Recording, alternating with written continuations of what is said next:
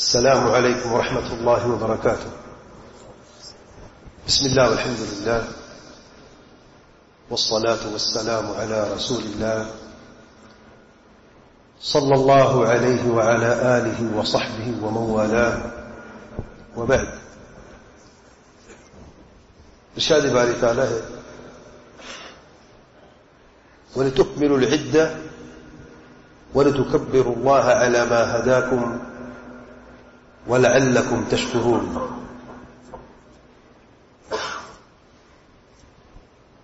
اور نبی رحمت صلی اللہ علیہ وآلہ وسلم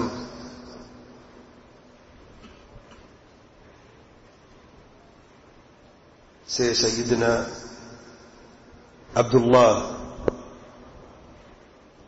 بن عمر بن خطاب عنہما بیان فرماتے ہیں فرض رسول اللہ صلی اللہ علیہ وآلہ وسلم زکاة الفطر صاعا من تمر أو صاعا من شعير على العبد والحر والذكر والأنثى والصغير والكبير من المسلمين، وأمر بها أن تؤدى قبل خروج الناس إلى الصلاة. أخرجه البخاري. آج خطبے کا موضوع ہے رمضان کے آخری 2 دن.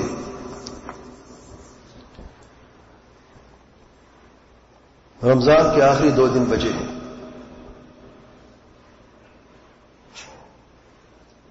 اللہ تعالی کا ارشاد ہے ایام معدودات، رمضان کے گنے چنے دن ہیں.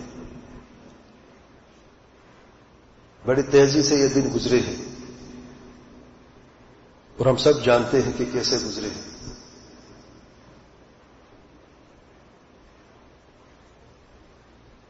یہ تو ہم جانتے ہیں کہ بڑی تیزی سے گزرے ہیں، لیکن کاش یہ بھی جان لیتے کہ حقیقتاً ہمارے دن کیسے گزرے ہیں. اللہ تعالیٰ سے امید ہے کہ اللہ تعالیٰ کی رضا میں ہی گزرے ہوں گے. اللہ تعالیٰ سے یہ دعا کرتے ہوئے کہ اللہ تعالیٰ ہماری سارے کی سارے عبادات اور نیکیاں قبول فرمائے. ابھی رمضان کے 2 دن باقی ہیں، ابھی خیر بھی باقی ہے.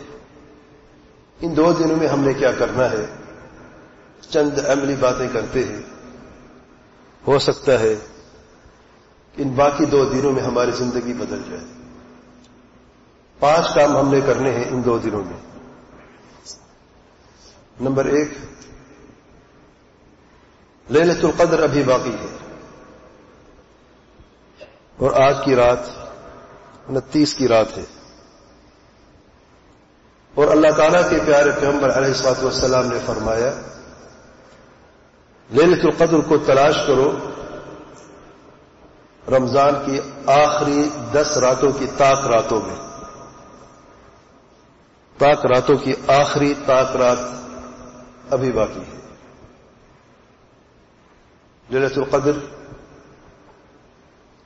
کے لیے ہم نے کیا کرنا ہے تفصیل پہلے بیان کر چکے ہیں. 2 لفظوں میں جتنی اللہ تعالی کی نزدیکی حاصل کر سکتے ہو اللہ تعالی کا ذکر کرنے سے، قرآن مجید کی تلاوت سے، تہجد اور قیام کی نماز پڑھنے سے یا دیگر عبادات سے آگے بڑھیں، کیونکہ وقت بہت کم بچ گیا ہے. دوسرے نمبر پہ جو ہم نے کرنا ہے رمضان کے آخری 2 دنوں میں اپنے دلوں کی اصلاح کرنی ہے، تقوی کا راستہ اختیار کرنا ہے. ابھی تقوی بھی باقی ہے، لعلکم تتقون ابھی باقی ہے. پورے رمضان میں ہم نے روزہ رکھا، اپنے آپ کو بعض حلال چیزوں سے روکے رکھنا اللہ کے لیے.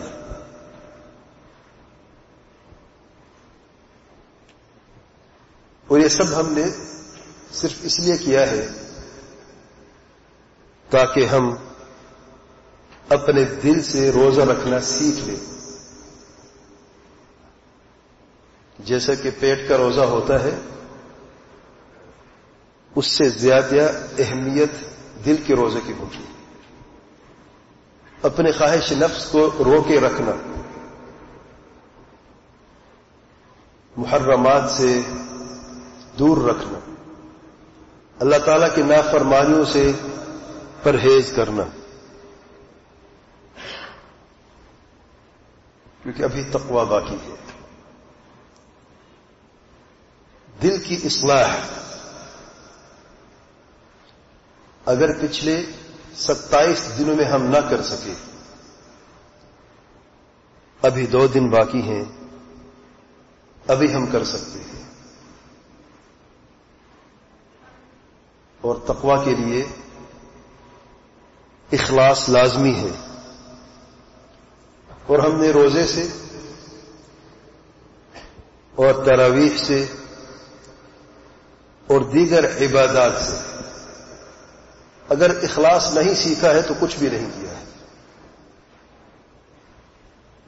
روز ہم اللہ تعالیٰ کے لیے رکھتے ہیں، صرف اللہ تعالیٰ کے لیے رکھتے ہیں، اخلاص ہے. نماز ہم صرف اللہ تعالیٰ کے لیے پڑھتے ہیں، اخلاص ہے. صدقات اور خیرات ہم صرف اللہ تعالیٰ ہی کے لیے دیتے ہیں، اخلاص ہے.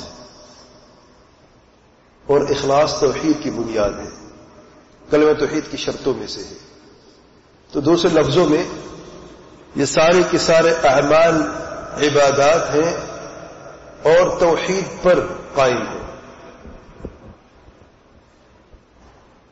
دلوں کو اصلاح اس وقت تک ناممکن ہے جب تک کہ اس دل میں توحید کی حقیقت بس نہ جائے. جس نے توحید کو نہیں سمجھا ہے اس کا کوئی اخلاص نہیں ہے. کہاں کا یہ انصاف ہے؟ روزہ تو صرف اللہ کے لیے رکھا، نماز بھی صرف اللہ تعالی ہی کے لیے پڑھی، صدقات اور خیرات صرف اللہ کے لیے ہم نے دیے ہیں.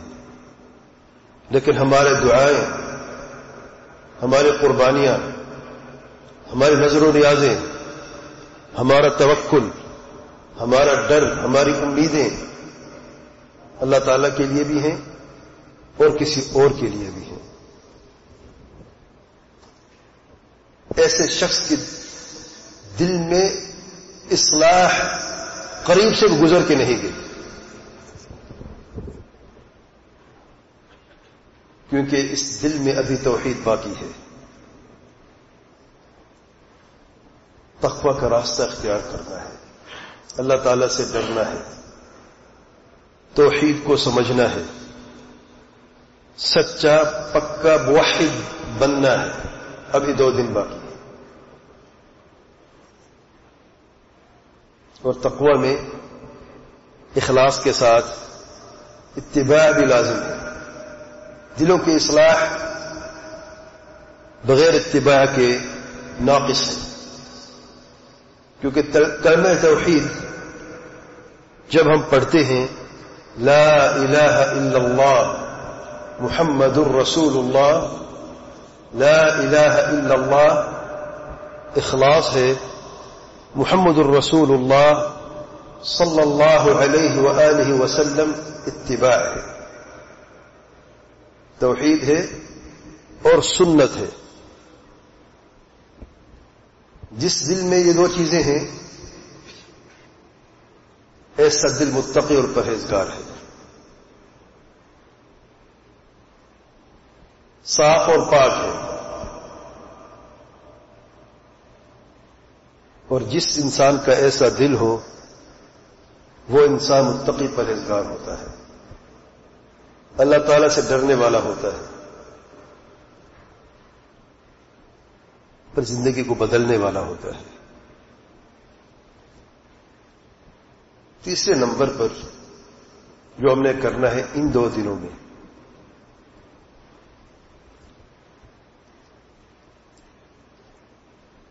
اپنے آپ کو تبدیل کرنے کے لیے ایک بہترین نسخہ ہے، استغفار کرنا ہے. خصوصی طور پر اللہ تعالیٰ کے پیارے پیغمبر علیہ الصلوۃ والسلام فرماتے ہیں جب رات کا آخری پہر بچ جاتا ہے، اللہ تعالیٰ دنیا کے آسمان پر نازل ہوتے ہیں، جیسا کہ اللہ تعالیٰ کا شایان شان ہے. پھر اللہ تعالیٰ منادی کرتے ہیں، اعلان کرتے ہیں، کوئی ہے استغفار کرنے والا، بخشش طلب کرنے والا، میں اسے بخش دوں. کوئی ہے دعا کرنے والا، مجھ سے کچھ مانگنے والا، میں اس کی مانگ پوری کر دوں. استغفار کا خصوصی ذکر کیوں ہے اس حدیث میں؟ دعا میں استغفار بھی شامل ہے، سب شامل ہے. اور کئی آیات کریمہ میں اللہ تعالیٰ نے فرمایا ہے وَبِالْأَسْحَارِ هُمْ يَسْتَغْفِرُونَ. جب متقی اور پرہیزگار لوگوں کا ذکر کیا ہے اللہ تعالیٰ نے، نیک بندوں کا ذکر کیا ہے، بہت ساری پیاری صفات میں سے ایک صفت یہ بھی بیان فرمائی ہے کہ رات کے آخری حصے میں استغفار کرتے رہتے ہیں. استغفار، استغفر اللہ استغفر اللہ استغفر اللہ. جسے اللہ تعالیٰ بخش دے، جس کے اللہ تعالیٰ گناہ معاف کر دے، اللہ کی قسم اس کی زندگی بدل جاتی ہے. اور یہی وجہ ہے کہ ہم لیلۃ القدر میں دعائے مسنون پڑھتے رہتے ہیں، اللہم انک عفو تحب العفو فاعف عنی. سبحان اللہ، درگزر کرنا ہے، بخشش کرنا ہے، دعا ہے، ساری رات دعا ہے. رمضان میں اگر ہم نے رات کے آخری حصے میں استغفار کرنا نہیں سیکھا تو پھر کب سیکھیں گے؟ پورے سال میں سوتے رہتے ہیں، رمضان میں سحری کے لیے جاگتے ہیں، اور سحری کا وقت یہی وقت ہے، استغفار کا وقت ہے، سحر کا وقت ہے. وَبِالْأَسْحَارِ هُمْ يَسْتَغْفِرُونَ. کھانا کھانا تو ہم جانتے ہیں، سحر کرنا تو ہم جانتے ہیں، کیا استغفار کرنا بھی جانتے ہیں؟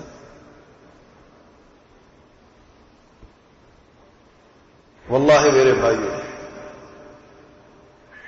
اسی سحر کے اس بہترین وقت میں استغفار کرنے سے کئی لوگوں کی زندگیاں بدلی ہیں. کر کے دیکھ لیں، اس نسخے پر عمل کر کے دیکھ لیں اور دیکھ لیں کہ زندگی کیسے بدلتی ہے. بشرط یہ کہ تقوی کی بات جو میں نے کہ اخلاص اور اتباع سنت پہلے ہونی چاہیے. اگر ہم بدلنا چاہتے ہیں کسی اور کے لیے، لوگوں کو خوش کرنے کے لیے، یا اپنی دنیاوی مطامع اور مطالب کے لیے، تو پھر تو کیا فائدہ ہے اس استغفار کا؟ پھر بھی اللہ کا کرم ہے واللہ. یعنی استغفار ایک عجیب سی عبادت ہے. بعض برے لوگ بھی اگر استغفار کرتے ہیں، یعنی جن کے دل میں کوئی کھوٹ ہے، اخلاص کی کمی ہے، اتباع کی کمی ہے، استغفار کرتے ہیں، واللہ ان کی زندگی بدلی ہے. لیکن اگر اس استغفار سے پہلے اس استغفار کے ساتھ توحید بھی اور سنت بھی ہو، پھر واللہ نور علی نور ہے۔ استغفار ہم نے کرنا ہے، اور اس استغفار کو اس سحر کے وقت میں رمضان کے بعد بھی جاری رکھنا ہے۔ رزق کی تنگی ہے، نرینہ اولاد چاہتے ہو، دنیا میں مشکلات اور مصیبتیں ہیں، ان سے خلاصی چاہتے ہو، جو بھی آپ چاہتے ہیں اللہ تعالی نے اسے استغفار کے ساتھ جوڑ دیا ہے، ہر خیر کو جوڑ دیا ہے۔ فَقُلْتُ اسْتَغْفِرُوا رَبَّكُمْ إِنَّهُ كَانَ غَفَّارًا۔ نوح علیہ الصلاۃ والسلام نے اپنی قوم کو 950 سال دعوت دی۔ کیا دعوت تھی؟ ایک ہی جملہ تھا، شرک سے توبہ کرو، توحید کا راستہ اپناؤ، قولوا لا الہ الا اللہ، اور شرک سے توبہ کے لیے استغفار لازمی ہے۔ فقلت، میں نے کہا، نوح علیہ السلام اپنے قوم سے کہہ رہے ہیں، استغفروا ربکم، اپنے رب سے استغفار بخشش طلب کرو۔ کیوں؟ انہ کان غفارا، بے شک وہ بار بار مغفرت کرنے والا ہے۔ گناہ ہو جاتا ہے، مغفرت طلب کرو، استغفار کرو، اللہ تعالی مغفرت کر دیتا ہے۔ دوبارہ غلطی ہوتی ہے، دوبارہ استغفار کرو، اللہ تعالی مغفرت کر دیتا ہے۔ پھر غلطی ہوتی ہے، پھر استغفار کرو، اللہ تعالیٰ پھر بھی مغفرت کر دیتا ہے، کیونکہ وہ غفور بھی ہے اور غفار بھی ہے، خوب مغفرت کرنے والا بھی ہے اور بار بار مغفرت کرنے والا بھی ہے۔ انہ کان غفارا، جب مغفرت کر دیتا تو دیتا کیا ہے؟ یرسل السماء علیکم مدرارا، آسمان سے بارش برسا دیتا ہے، رحمت نازل ہوتی ہے۔ بارش کا دوسرا نام رحمت ہے۔ بارش سے زندگی ملتی ہے، کیونکہ پانی سے ہی ہر زندہ چیز زندہ ہے۔ وَيُمْدِدْكُمْ بِأَمْوَالٍ وَبَنِينَ، اور تمہیں مال بھی عطا فرمائے گا۔ رزق کی تنگی ہے، دور ہو جائے گی۔ مال چاہتے ہو، ملے گا۔ وہ بنینا، اور نرینہ اولاد چاہتے وہ بھی ملے گا۔ وَيَجْعَلْ لَكُمْ جَنَّاتٍ وَيَجْعَلْ لَكُمْ قُصُورًا، سبحان اللہ، جنت، باغات،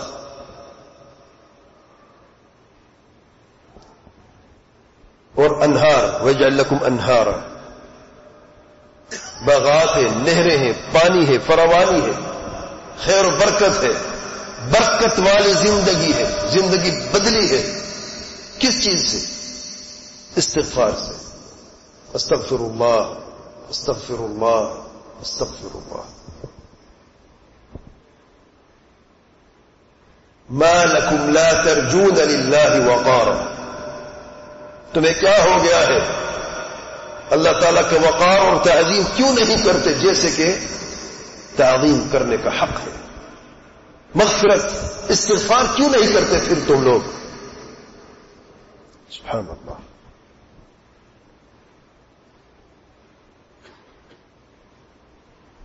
اور دوسری آیت کریمہ میں اللہ تعالیٰ کا ارشاد ہے، وَيَزِدْكُمْ قُوَّةً إِلَىٰ قُوَّتِكُمْ۔ بعض لوگ کہتے ہیں ہمارے پاس سب کچھ ہے، الحمدللہ اللہ کا دیا بہت ہے، تنگی بھی نہیں ہے، رزق کی فراوانی بھی ہے، نرینہ اولاد بھی ہے، باغات بھی ہیں، نہریں بھی ہیں، سب کچھ ہے، پھر بھی کمزور ہونا، ضعیف ہونا، اللہ تعالیٰ اس کمزوری کو طاقت میں بدل دے گا. اگر طاقتور ہو اللہ تعالیٰ اس طاقت کو دگنا کر دے گا. وَيَزِدْكُمْ قُوَّةً إِلَىٰ قُوَّتِكُمْ. استغفار میں خیر ہی خیر ہے واللہ. وقت کتنا لگتا ہے؟ گھڑی دیکھ لی، 100 مرتبہ پڑھیں استغفر اللہ استغفر اللہ استغفر اللہ، دیکھ لی کتنا وقت لگتا ہے. اللہ تعالیٰ کے پیارے پیغمبر علیہ الصلوۃ والسلام دن میں 70 مرتبہ سے زیادہ استغفار کرتے. کیوں کرتے؟ کیونکہ استغفار کی فضیلت ہے. اللہ تعالیٰ کو استغفار پسند ہے، اس لیے کیا کرتے تھے. ورنہ کے اگلے پیچھے گناہ تو معاف ہو چکے تھے. ہم گنہگار کیا کر رہے ہیں؟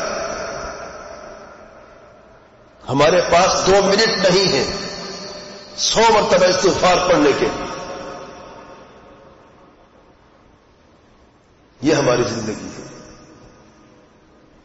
الا من رحم اللہ سبحانہ وتعالی. استغفار کرنا سیکھ لیں. گاڑی میں بیٹھے ہو، کیا کر رہے ہو؟ بہترین وقت ہے واللہ، بہترین موقع ہے استغفار کرنے کا. پڑھتے رہو استغفر اللہ استغفر اللہ استغفر. اپنی عادت بنا لو، گاڑی میں بیٹھے استغفار پڑھنا شروع کر دو. بعض لوگ کہتے ہیں ہمیں گانے سننے کی بری عادت ہے، چھوڑنا چاہتے چھوٹتی نہیں. اب موقع ہے، عادت کرو. بیٹھتے ہی واللہ استغفار پڑھنا شروع کرو، مسلسل پڑھتے رہو. واللہ گانا سننے کی نوبت نہیں آئے گی. اور نہ آپ کا دل کرے گا اس وقت. ٹریننگ کر کے دیکھ لو. کچن میں کام کر رہی ہے، ہاتھوں سے کام ہے، آنکھوں سے دیکھ کے کام کر رہی ہے، زبان کیا کر رہی ہے؟ زبان سے کوکنگ تو نہیں ہوتی نا، اور نہ ہی کوئی کچن کا کام زبان سے ہوتا ہے. عادت بنا لے، کچن میں داخل ہوتے ہی استغفر اللہ استغفر اللہ استغفر اللہ. کہتے ہیں کئی بہنوں کو ٹیلی فون آتے ہیں، کہتے ہیں ہم پریشان ہیں، بہت پریشانی ہے. کبھی خاوند کی پریشانی ہے، کبھی خاوند کے جاب کی پریشانی ہے، کبھی بچوں کی پریشانی، بچوں کی تعلیم کی پریشانی ہے، کبھی روزگار کی پریشانی ہے، کبھی سسرال کی پریشانی ہے. دیکھ لیں کچن میں داخل ہوتے ہیں، فارغ وقت میں کثرت سے استغفار کر کے دیکھ لیں، واللہ مشکلات دور ہو جائیں گی، مصیبتیں ٹل جائیں گی، اور دل میں سکون اور راحت ملے گی. بعض لوگ کہتے ہیں ہم کرتے تو ہیں، یہ کیوں بھول جاتے ہیں؟ ذکر قوت الی قوتکم. پھر بھی خیر ہے کرنے میں. اگر کرتے ہیں اور کریں، استغفار مزید کریں، اور آہستہ سے دیکھیں کیسے یہ پریشانیاں دور ہوتی ہیں. استغفار کے باوجود بھی اگر مسئلے حل نہیں ہوتے تو خرابی ہمارے دل کے اندر ابھی باقی ہے. ٹھیک کر کے دیکھیں، ابھی تقوی باقی ہے، ابھی اخلاص اور اتباع باقی ہے. اس کو مضبوط کر کے دیکھ لیں. چوتھے نمبر پہ جو ہم نے ان 2 دنوں میں کرنا ہے، رمضان کی آخر 2 دن، زکوٰۃ الفطر فرض ہے ہر مسلمان پر، جسے ہم فطرانہ بھی بولتے ہیں. بعض لوگ فطرانہ کہتے ہیں اور عربی میں زکوٰۃ الفطر کہتے ہیں. زکوٰۃ الفطر کے احکام اور مسائل تفصیل سے پہلے بھی ہم بیان کر چکے ہیں. مختصراً تھوڑے سے وقت میں 2 یا 3 چیزیں جو زیادہ اہمیت رکھتے ہیں ان پہ بات کرتا ہوں. یاد رکھیں زکوٰۃ الفطر پیسوں کی صورت میں نہیں نکالی جاتی. بعض لوگ پیسہ دے دیتے، ریال روپیہ دے دیتے ہیں. زکوٰۃ الفطر کے لیے اناج کا ہونا لازمی ہے، گندم ہو، جو ہو، کوئی بھی اناج ہو، یا اناج جیسی چیز ہو جیسا کہ کھجور وغیرہ ہے، وہ چیز جو کھائی بھی جاتی ہے، ذخیرہ بھی کی جاتی ہے۔ جو تازہ پھل فروٹ ہے وہ کھائے تو جاتے ہیں کہ ذخیرہ نہیں کر سکتے آپ، گل سڑ جاتے کچھ دنوں کے بعد، لیکن یہ جو چیزیں ہیں یہ آپ لمبے عرصے تک استعمال کر سکتے ہیں، اور ان کو ماپا جاتا ہے، کیل کیا جاتا ہے، وزن نہیں، کیل۔ اور کیل جو ہے ایک خاص برتن ہے جس میں ان چیزوں کو ماپا جاتا ہے، اور جو نکالنا ہے وہ 1 صاع ہے۔ 1 صاع تقریباً 2.5 سے 3 کلو کے بیچ میں ہے، اور بعض علماء کہتے ہیں 2.5 کلو، بعض میں کہتے ہیں احتیاطاً 3 کلو نکال دیں، جو باقی زیادہ آپ کا صدقہ ہے۔ زکوٰۃ الفطر فرض ہے، جو باقی آپ کا صدقہ ہے، اگر کمی ہو گئی تو پھر گناہ ہے نا۔ عبادت میں کمی جائز تو نہیں ہے نا، عبادت میں اگر آپ کوئی چیز زیادہ دے دیتے مال میں، پیسوں میں، زکوٰۃ میں، تو اس میں انشاءاللہ جو زیادہ مال آپ نے دیا ہے وہ آپ کے صدقے میں شمار ہوگا۔ گھر کا سربراہ زکوٰۃ فطر نکالتا ہے، جو بھی گھر کا سربراہ ہے، جو کمانے والا ہے، گھر کا بڑا ہے، جو گھر پہ خرچ کرتا ہے، نان نفقہ جس کے ذمہ ہے، وہ زکوٰۃ فطر نکالتا ہے اپنی طرف سے اور اپنے گھر والوں کی طرف سے۔ طریقہ کیا ہے؟ آسان طریقہ ہے، گھر کے کتنی ممبر ہیں گن لیں، اور ہر ایک کی طرف سے 3 کلو، یہاں پر چاول زیادہ استعمال ہوتے ہیں، چاول، یا ہمارے ملک میں زیادہ تر گندم استعمال ہوتا ہے، گندم استعمال کر لیں، کوئی حرج نہیں۔ یعنی اگر آپ کے گھر کے اندر 10 لوگ رہتے ہیں، کتنی کلو چاول لیں گے؟ 30 کلو، مشکل ہے، چھوٹا بچہ بھی شامل ہے، اور وہ بچہ جو ماں کے پیٹ کے اندر ہے مستحب ہے، اس کا واجب نہیں ہے۔ اگر کوئی نکالنا چاہتا ہے تو مستحب ہے، اس پر فرض نہیں، کوئی ابھی دنیا میں آئے نہیں ہے۔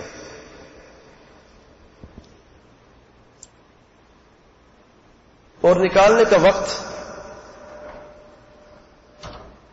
عید نماز سے پہلے تک ہوتا ہے، عید نماز کے بعد وقت ختم ہو جاتا ہے، اور عید نماز کے وقت تک اگر کسی نے نہیں نکالی تو عید کے بعد بھی نکالے گا، کیونکہ فرض عبادت ہے۔ یہ نہیں کہ وقت گزر گیا عبادت ختم ہو گئی، نہیں، پھر بھی نکالے گا، وہ اس کے لیے صدقہ میں شمار ہوگا۔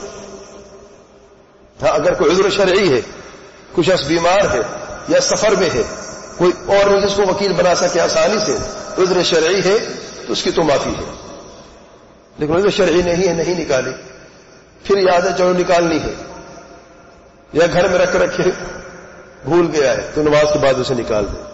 اور جو جائز وقت ہے وہ عید سے 1 یا 2 دن پہلے کا وقت ہے، یعنی جیسے آج کا دن اور آج کی رات۔ آج 28 تاریخ ہے، کل 29 تاریخ ہے، تو پرسوں 30 ہے، تو 28 اور 29، اگر 29 یعنی دن کا ہے رمضان، یا 29 اور 30 اگر 30 دن کا رمضان ہے، تو بہتر ہے اسے نہیں نکالی آج رات سے یا کل سے نکالنا شروع کر دیں، کل سے۔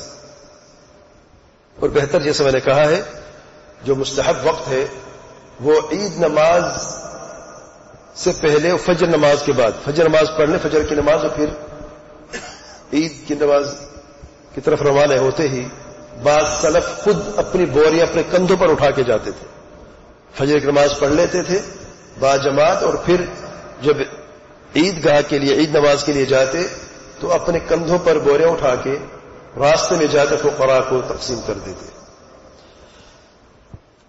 ایک شخص زکوٰۃ الفطر ایک شخص، ایک مسکین کو بھی دی جا سکتی ہے، اور ایک سے زیادہ کو بھی دی جا سکتی ہے، یعنی 3 کلو آپ کے پاس چاول ہے اور مسکین 2 آپ کے سامنے کھڑے ہیں، کیا لازمی ہے صرف ایک کو ہی دینا ہے باقی کو محروم کرنا ہے؟ نہیں، آپ دونوں کو دے سکتے ہیں، اور ایک سے زیادہ زکوٰۃ و فطر ایک مسکین کو بھی دی جا سکتی ہے. آپ کے گھر میں 10 لوگ رہتے ہیں, آپ 10 لوگوں کی زکوٰۃ و فطر ایک مسکین کو دے سکتے ہیں, کوئی حرج نہیں ہے, کیونکہ اس میں تعداد لازمی نہیں ہے. جیسے بعض کفارات ہیں, قسم کا کفارہ کیا ہے؟ کسی نے قسم کھائی اور توڑ دی ہے, کیا کفارہ ہے؟ 10 مسکینوں کو کھانا کھلانا. یہاں پر نمبر ہے 10 ہے, 10 مسکینوں کو اپنے کھانا کھلانا ہے, یعنی کہ 10 کھانا ایک مسکین کو کھلا دے, نہیں ہوگا, وہ ایک کھانا سمجھا جائے گا, باقی لوگ آپ کے ذمہ باقی ہیں. زکوٰۃ فطر میں تعداد کا ذکر نہیں ہے کہ کتنے لوگوں کو کھلانا ہے, کتنا کھلانا اس کا ذکر تو ہے, کس کس کو کھلانا اس کا ذکر بھی ہے, فقراء مساکین ہو, کتنی بندوں کو کھلانا اس کا ذکر نہیں ہے. تو ایک سے زیادہ شخص کی زکوٰۃ الفطر ایک کو بھی دی جا سکتی ہے, اور ایک شخص کی زکوٰۃ الفطر ایک سے زیادہ مسکینوں کو بھی دی جا سکتی ہے اگر اس کی ضرورت ہو.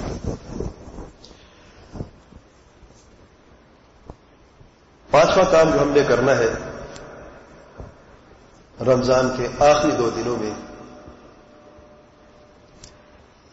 عید نماز کا خاص اہتمام کرنا ہے. عید نماز کا تعلق رمضان سے ہے, عید کا تعلق, عید کے دن کا تعلق بھی رمضان سے ہی ہے, جس کی سب سے بڑی نشانی صلاۃ العید ہے, عید کی نماز ہے. عید خوشی کے دن ہے,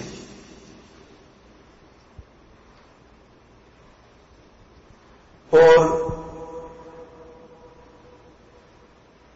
خوشی کس کے لیے ہوتی ہے؟ عید کے دن سب خوش ہوتے ہیں, دن خوشی کا ہے نا, لیکن یہ حکمت کیا ہے کہ رمضان کے بعد عید ہے, حج کے بعد, یہ حج کے ایام میں بھی عید ہے, عرفات کے دن کے بعد اگلا دن عید کا ہے,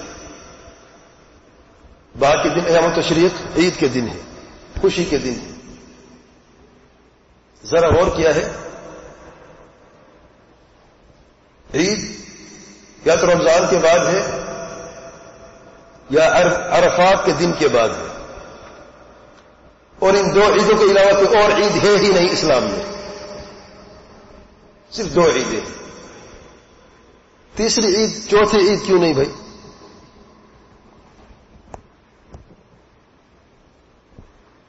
حکمت ہے, ایک راز ہے اس میں. عید الفطر رمضان کے بعد ہے, اس لیے واللہ اعلم کہ عید میں خوشی وہ مومن مناتے ہیں جنہوں نے رمضان میں تقوی کا راستہ اختیار کر کے اپنے رب کو راضی کر لیا ہے. لعلکم تتقون, روزوں سے مقصد کیا ہے؟ روزہ کیوں رکھتے ہیں؟ رمضان کا بنیادی پیغام کیا ہے؟ تقوی ہے, متقی پرہیزگار بن جاؤ, اور جو متقی بن گئے کامیاب بن گئے.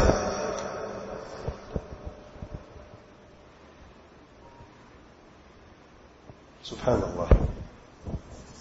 رمضان کے بعد عید ہے, حج کے بعد, حج کے ایام میں عرفات کے دن کے بعد میدان عرفات میں اپنے رب سے دعا کرتے ہوئے, کیونکہ حج میں عرفات کے دن میں 9 ذو الحجہ کو ظہر کی فرض نماز اور عصر کی فرض نماز جو ہے ان کو ایک ساتھ پڑھا جاتا ہے, جمع تقدیم کیا جاتا ہے. عصر کی نماز کو عصر سے پہلے ظہر کے ساتھ پڑھا جاتا ہے. کیوں کیا جاتا ہے؟ کرتے کیوں سنت ہے, لیکن اس میں پیچھے ایک حکمت ہے کہ یہ حاجی جو ہے اس عظیم میدان میں کھڑے ہو کر اپنے سر جھکا کے اپنے رب سے دعا مانگتا رہے, ہاتھ اٹھا کر. اللہ تعالیٰ کے پیارے پیغمبر صلی اللہ علیہ وسلم نے جب حج کیا تو نماز پڑھنے کے بعد سے اپنے دونوں ہاتھ اٹھائے، اپنی اونٹنی پر سوار دونوں ہاتھ اٹھائے، دعا کرتے رہے سورج غروب ہونے تک۔ اگلا دن عید کا ہے،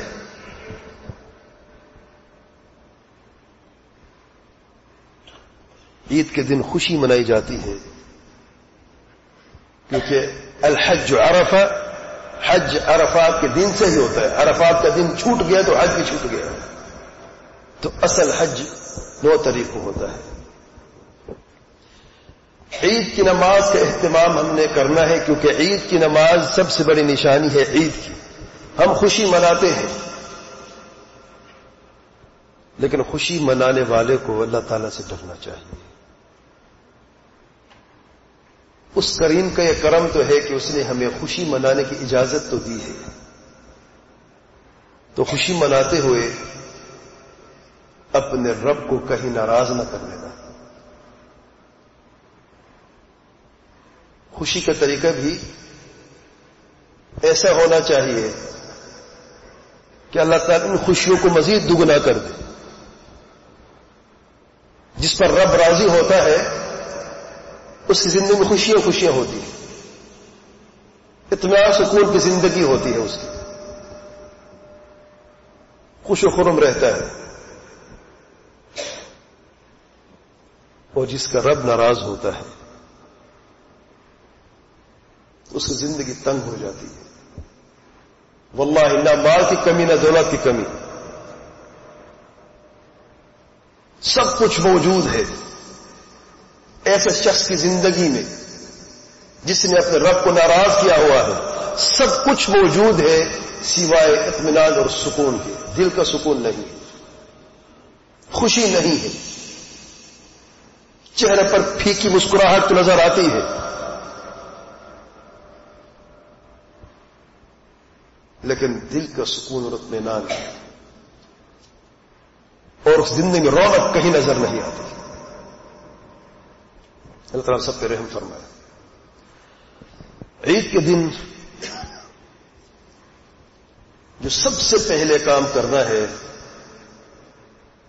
وہ ہے فجر کی نماز باجماعت پڑھنی ہے۔ اکثر لوگ عید کی نماز کا تو خاص اہتمام کرتے ہیں، الارم لگاتے ہیں عید کی نماز کے لیے، جاگنے کے لیے، فجر کی نماز نہیں پڑھتے۔ عید کی ابتدا ہی سب سے بڑی نافرمانی سے، جانتے ہیں سب سے بڑی نافرمانی شرک کے بعد کیا ہے؟ ترک الصلاۃ۔ صحابہ کا اجماع ہے کہ اعمال میں سے کسی عمل کو ترک کرنا اگر کفر ہے تو وہ ترک الصلاۃ، نماز کو ترک کرنا ہے، اجماع ہے۔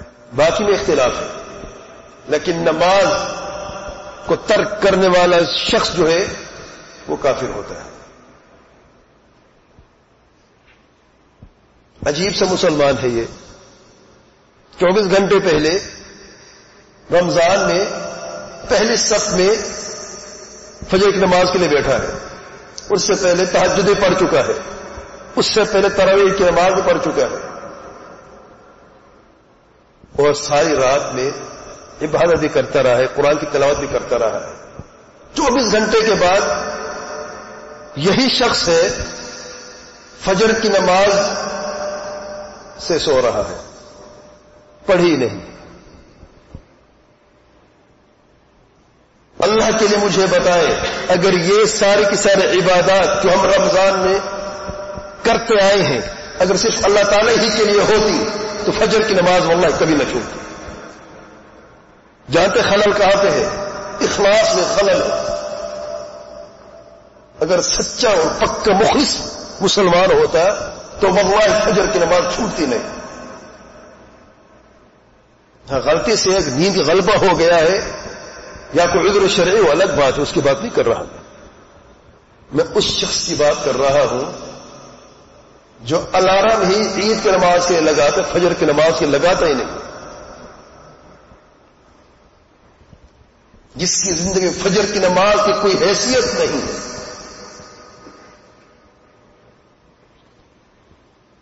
پورے سال میں اس کی صبح کا الارم بجتا ہے ڈیوٹی پر جانے کے لیے، نماز کے لیے اسے توفیق نہیں ہوتی. انا للہ و انا الیہ راجعون. ابھی رمضان کے 2 دن باقی ہے، ابھی زندگی کو بدلنے کا وقت باقی ہے.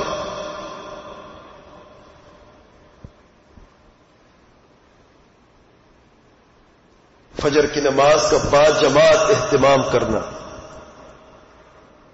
ابھی باقی ہے.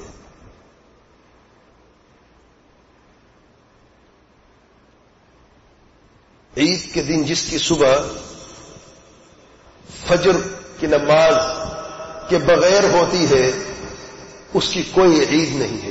یاد رکھیں، عید کے دن جس شخص کی صبح فجر کی فرض نماز کے بغیر ہوتی ہے اس بندے کی کوئی عید نہیں ہے، کیونکہ عید خوشی کا دن ہے اور خوشی اللہ تعالی کی طرف سے ہے، اور اس شخص نے اپنی صبح کا آغاز اپنے رب کو ناراض کر کے کیا ہے.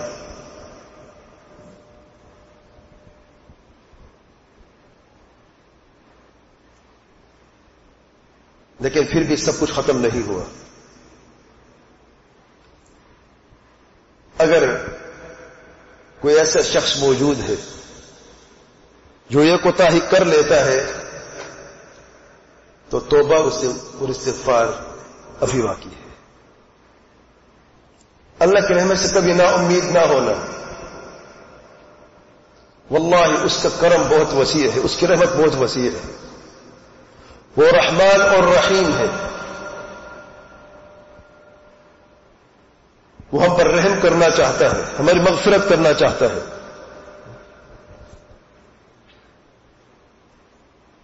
صرف اس چیز کی دیر ہے کہ ہم اپنے رب کی طرف ایک قدم بڑھانے والے ہوں، اپنے رب کو راضی کرنے کی. الغرض رمضان کے آخری 2 دن ابھی باقی ہیں، اور ابھی یہ 5 چیزیں بھی باقی ہیں، اور انشاءاللہ بہت آسان ہے. کوئی مشکل چیز ہے؟ کوئی نئی چیز ہے؟ کوئی نئی چیز نہیں ہے، کوئی مشکل چیز نہیں ہے. مشکل اس کے لیے ہے جو کرنا نہیں چاہتے. ابھی سے نیت کر لیں کہ اللہ تعالیٰ ہم یہ سارے اعمال کرنا چاہتے ہیں، اللہ تعالیٰ تجھے راضی کرنا چاہتے ہیں، اللہ تعالیٰ مجھے توفیق دے دے. ابھی نیت کر لیں، ابھی دعا کر لیں. واللہ دیکھیں کیسے آسانی کیسے ہوتی ہے. اللہ تعالیٰ سے دعا کرتا ہوں کہ اللہ تعالیٰ ہم سب کو علم نافع عمل صالح کی توفیق عطا فرمائے، قرآن اور سنت پر چلنے کی اور منہج السلف کو سمجھنے کی اور اس پر چلنے کی توفیق عطا فرمائے. اللہ تعالیٰ ہمیں بخش دے، ہمیں معاف کر دے. ہماری جو بھی غلطیاں ہم سے ہوئی ہیں اللہ تعالیٰ ہمیں معاف کر دے. اللہ تعالیٰ ہمیں استغفار کرنے کی توفیق عطا فرمائے. اللہ تعالیٰ ہمیں ان آخری برکت والے 2 دنوں میں اپنے مزید قریب کر دے، اور جو بھی اللہ تعالیٰ نے خیر اور عافیت لکھی ہے اللہ تعالیٰ محض اپنے فضل و کرم سے اللہ تعالیٰ اس خیر اور عافیت میں ہمیں بھی شامل کر دے. اللہ تعالیٰ ہمیں ہر شر سے محفوظ فرمائے. واللہ اعلم. سبحانک اللہم و بحمدک، اشہد ان لا الہ الا انت، استغفرک و اتوب الیک.